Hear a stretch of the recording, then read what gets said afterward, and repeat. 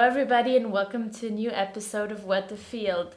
I'm Emmeline, and today I'm here with Alessio Terzi, author of Growth for Good and an economist with the European Commission. And we're in a bit of a different setting today. We're actually at an olive grove in Valencia, sitting here in an old finca. But I think it shouldn't matter where we are. I'm glad you could join us here. We're very honored to have you. And we're going to be talking about growth for good and about the challenges of conciliating economic growth with sustainability. So, Alessia, to start off, tell us a bit about yourself. Who are you and what do you do?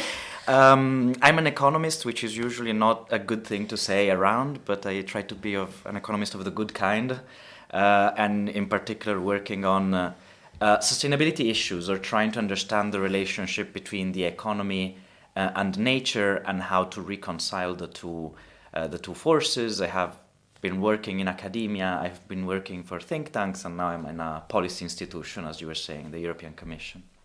Okay, great. And so you've written this book, as we mentioned, Growth for Good. And my first question would be, why or how did economic growth become like the overall goal of a society and of companies? Like, why are we not measuring our success with something else? I think to an extent, the story goes that we developed this indicator, GDP, gross domestic product, around the time of the Great Depression in the United States.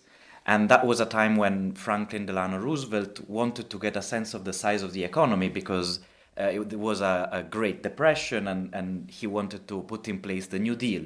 So a policy to respond to the recession, but then you needed to know how big you had to create this new policy program.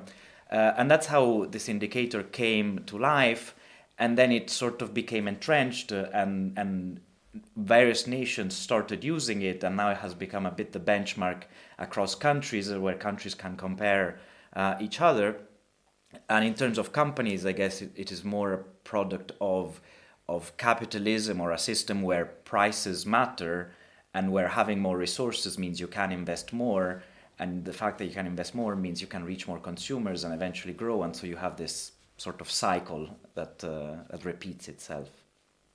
Okay, very interesting. And do you feel like if you think of today's challenges we are facing regarding sustainability, regarding also social inclusion, that economic growth is an adequate response to these challenges? Let's say the way I try to explain it also to my students, so to an audience that is not expert in this field, is that to me, economic growth relates to the resources you have in society and that potentially you can use in society towards whatever goal you think is important. And so I don't think that we're going to surpass the importance or the concept of growth, but it doesn't mean that you should focus only on that. You want to know how you're using these resources, and potentially you want to use more of this investment or resources at societal level to improve your relationship with nature or to redistribute some of them and reduce the inequalities that plague our societies right now. But speaking of resources, there's a lot of people that say the problem is precisely that our resources are finite. Mm-hmm. What would you say to those people saying that the problem is precisely that we don't have enough resources to sustain this growth long term? I think to a certain extent, I mean, there is some truth in this statement. And what I try to argue also in the book is to say, look, we have been pursuing a growth model that is based on fossil fuels related to the climate, or based on a linear model rather than circular, related more to environmental issues. So it is overall a growth model that perhaps worked at some point in history, but by now has brought us in a deep clash with certain planetary boundaries. And so what this means is definitely that we cannot continue down the current growth model, but I believe that a different type of model can be pursued, and that it will be a different type of growth. If you want, you can call it green growth if you want to follow the standard language. but one that is more based on a circular type of economy, on different resources, on renewables. And so I don't think we've reached the end of growth, but definitely of the growth we've seen since the Industrial Revolution. And so when you say growth for good, which is the title of your book, I'm assuming this is what you're referring to, right? So looking for alternatives to maybe current models that still mean growth. Indeed. In an economic Indeed. form. What I had in mind was growth that, I mean, of course, it's a bit of a play on language, in the fact that I don't think that growth is coming to an end, so that it will continue for long. But at the same time, that this is not necessarily a bad thing. Mm-hmm. It is often, by now, it has become this totem of negativity and all the problems are due to growth. To my mind, it is due to this type of growth, as I was saying, but that this can return to being a force for good, both on the environmental dimension and the social dimension, as you were saying. Whose responsibility is this positive growth? Is it something that society needs to basically ask for? Or is it something that companies need to lead? Or is it something that needs to come from basically governance, like policies implemented, for example, by the European Union? Mm-hmm. I guess it's the sum of all parts, as usual. You know, in when talking about climate, people are always looking for the silver bullet, and the standard response is there is no silver bullet. We will have to use a variety of tools, a variety of technologies, and it is the same a bit on this dimension on growth. I don't think, and how to make it compatible with the planet, I don't think it is up to one single actor or one single category of actors, be it business or be it government, but we need sort of action from all sides. And, you know, there's a lot that policy can do. Maybe because I work in policy, people always talk to me about what governments should do or what the European Union should do. If I were the prime minister, what I would do. And there is a lot that prime minister, governments, institutions can do, but it doesn't stop at that. And I think that there's a lot that pioneering businesses can do as well, both in terms of setting ambitious standards for themselves, but also in terms of developing new technologies, but also developing new models, business models, which I think is something that you are up to doing right here. And then there's a lot that consumers/citizens can do. And I say the slash because as citizens, they sort of define what governments are able of doing. Mm-hmm. We cannot do these policies against people's interests. If people are not on board with the green transition, this contains what we can do. And you cannot do this green transition if consumers are not on board, because you will just be running out of money at some point. So it's nice to do good, but if you are running out of cash, you will run out of investments and ways of financing your operations. And so that's where I think all of these things come together. Yeah, true. You were speaking of people's interests. That's actually a very good point, and I think a lot of people are quite worried at the moment that this whole, like this effort, this transition towards a greener economy is going to be slowed down by what is happening at the moment, which is inflation, which is energy crisis, rising prices all around. At the same time, salaries are not necessarily increasing, or at least not as much as the prices are. So the worry is that this is actually going to be a problem for sustainability efforts, because, I mean, we see it ourselves, but we also see it like with more responsible fashion brands, etc. It's usually a higher price tag for the product. So then if people don't have enough money, then they're not going to be able maybe to splurge, let's say, or to spend in the way that might be needed for this type of green economic growth, let's say. So would you say that it's possible to like reconcile these sustainability efforts and then the almost social economic part of it, where we are impacting maybe middle class that is already kind of suffering at the moment in Europe because of the rising prices? It's a very complex question, but I guess I should expect it given the current situation we're in. Yeah. I guess to that extent, a debate sort of started when the war on Ukraine was started and energy prices went through the roof. particularly in Europe, there was a debate also among economists and environmental economists on what this was going to do to the transition and whether this was going to slow it down or accelerate it. Perhaps because I come across as an optimist, it will not surprise you that I was on the more positive side, in the sense that, of course, it generates huge challenges that you're hinting at in the short term. So it is not a good thing. There is inflation, there's a cost of living crisis for some, making it to the end of the month is hard. So it is something that is difficult for the short term. But I suspect that eventually, when we will look back to this crisis, we will see it as a huge accelerator of the green transition. Bear in mind that it is not only about prices, but rather relative prices. So what is the cheaper option? And right now what we're having is that fossil fuels are going through the roof in terms of pricing. And this means that, even just narrowly looking at energy, it means that solar energy is much cheaper than the fossil fuel alternative. It means that wind onshore is much cheaper than the fossil fuel alternative. And what this means is that you're seeing a lot of companies that are trying to reduce, for example, their energy use. They're starting to install solar panels big times.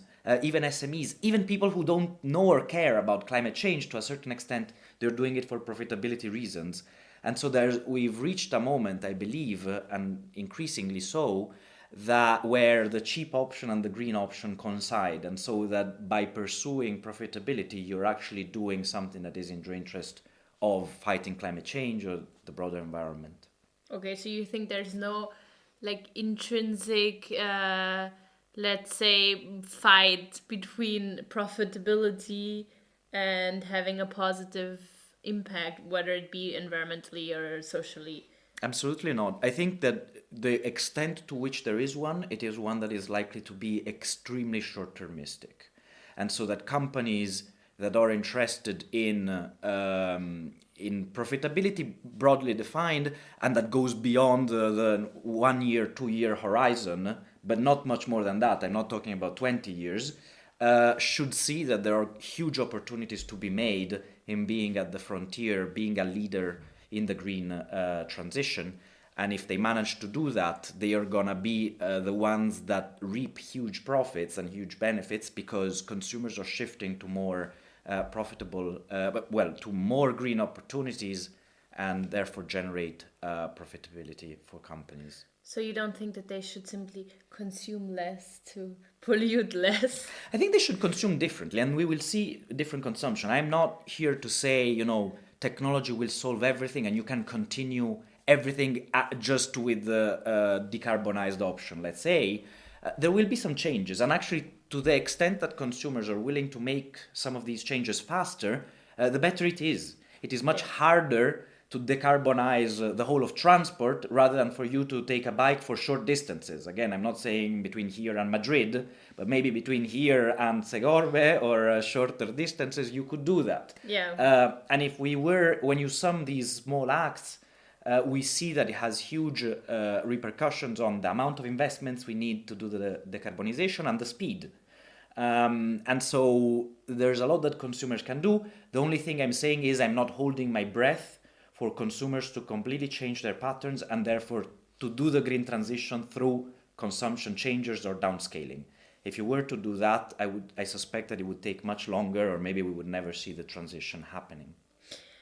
And so, last question, where is the European Union's role in all that? What is the European institutions' approach on sustainable growth?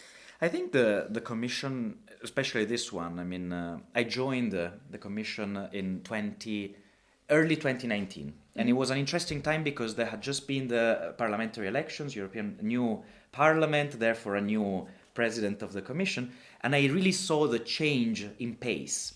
You might remember at the time Green parties made gains in that election, so the green dimension was really present in Parliament, in the European Parliament, and the result has been this new program that is the European Green Deal. And I really saw a shift even within the institution. So when I arrived, I sit in the economics department, and people weren't really interested in the green dimension, as in they were saying, it's important, climate change is important, but it's somebody else's business. Yeah, it's not our problem. It's not our problem. It's going to be the environmental people, it's going to be the climate people, but we do the economics and they do the rest. Whereas, what the mind shift that came about was to realize that everything is, sustainability is applied to everything. So whatever you do, whether you do transport, whether you do economics, whether you're managing our buildings, so even our architects, let's say, everybody had to think through a sustainability dimension. And that was a bit the pace shift. But also in terms of policies, this is a very broad, ambitious package. It's considered, and I don't say that only because I work for the institution, but it's widely considered maybe the most ambitious overarching program in terms of environment and climate. And therefore, it means that it touches on a variety of dimensions. There is obviously the climate and decarbonization, but there is new energy systems, there is food, under the farm to fork, let's say, headline, transport, housing. So it touches on so many aspects because the challenge is societal, let's say. And I think it's important to underline that this sounds like very remote because the Commission is really operating in this hyper-Arrhenius, very far from citizens, but actually the repercussions will be felt. Some of these things, some of the regulations imply, will have implications on your day-to-day life. So recently it was agreed that, for example, after 2035, internal combustion engine cars can no longer be registered in Europe. It means that after that date, you will not be able to buy, you will not find internal combustion engine cars that to be bought. You will see that change. Yeah. In terms of packaging, you will see that change. New rules were proposed just yesterday in terms of reducing packaging and so on. These are things that you will see in your daily life. So they do have repercussions on individuals. It is not operating only on a very abstract, faraway scale. Yeah, and I think those are really important. Like at the end of the day, as you said, policy or directives such as from the European Unions, I think do have a huge impact. I mean, a lot of companies are willing to do their part, but some are not, let's face it. And I think for those, like to like force them to do a minimum, while consumers are not already forcing them out of the market by simply not buying their products, which would also be a way of forcing them to act more responsibly. But in the meantime, I feel like policy is sort of an elemental part at the end of the day. But that's it, you said it exactly right, which is the purpose of policy. The way I look at it is to speed up the transition, which would happen in any case. Yeah. So the transition is not happening because people in Brussels are imposing it on society. The transition is happening and would happen because there is greater environmental awareness and citizens want it to happen. Now, the moment in which regulation comes into play is to break some of the technological lock-ins or lock-in effects so that this can happen faster, because of course we're trying to do that against a timeline. Yeah. If climate scientists tell us we need to reach net zero by 2050, then we have to accelerate it. We cannot just wait for the transition to play out. But it would happen eventually along the dynamics that you described, that the green option would be cheaper and it would be perceived as superior.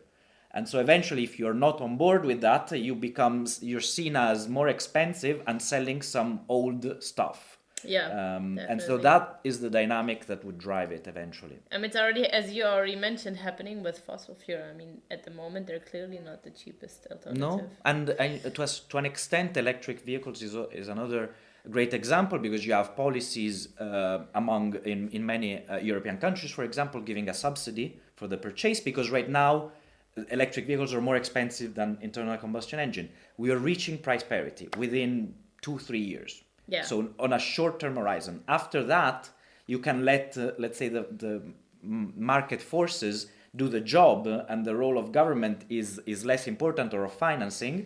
But rather we put a target and we say after 2035 you cannot sell internal combustion engines cars, so that the laggards know that there is no other way and that they will have to get on board with this green transition transformation.